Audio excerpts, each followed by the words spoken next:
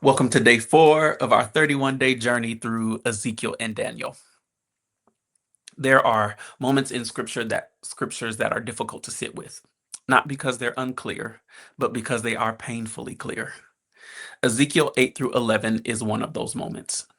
The prophet is carried in the spirit to Jerusalem, and what he is shown is not merely sin, it is layered compromise, hidden devotion, public religion masking private idolatry. Son of man, do you see what they are doing to make me go far away from my sanctuary? Ezekiel 8 and 6. The language is weighty, to make me go far away.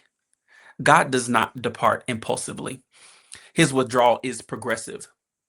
In these chapters, the glory of the Lord lifts in stages, first to the threshold, then to the gate, and finally beyond the city. The movement is deliberate, measured, grieved. Matthew Henry notes that when God withdraws his presence, it is often because his people have already withdrawn their affections from him. The departure of glory is not sudden, it is preceded by quiet compromise. And this is what makes the moment so sobering. The sin is not outside the temple, it is within it. There is idolatry in the outer court, in hidden chambers, among leaders, among priests.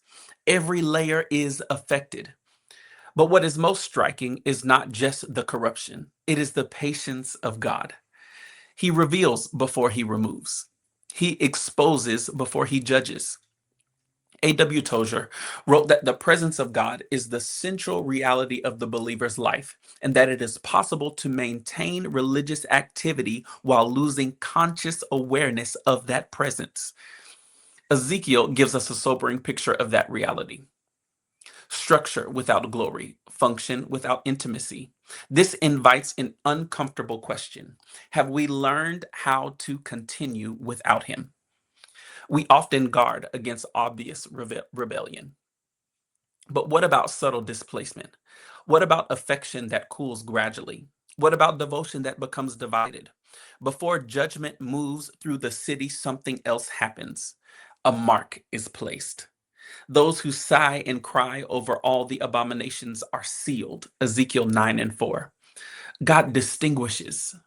John Bevere teaches that the fear of the Lord produces a life of distinction, set apart not by isolation, but by sensitivity to what grieves him. Those who remain tender toward God are not swept up in what others normalize. They feel what God feels. Even in judgment, God recognizes intercession.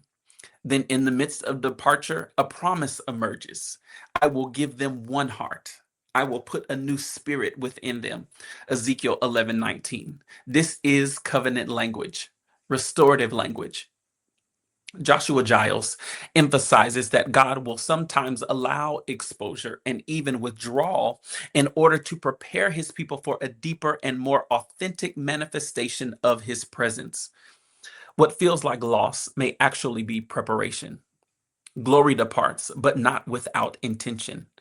John Eckhart teaches that discernment must lead to intercession, not accusation.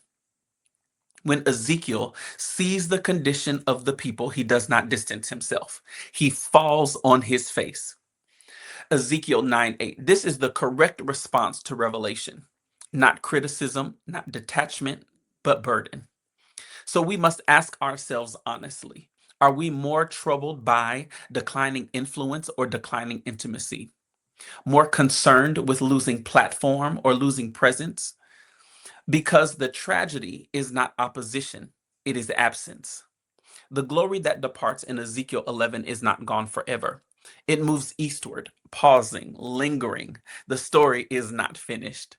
But before glory returns, what has been hidden must be revealed, and what has been divided must be made whole. The promise remains: a new heart, a new spirit, a people formed not just by outward practice, but by inward transformation.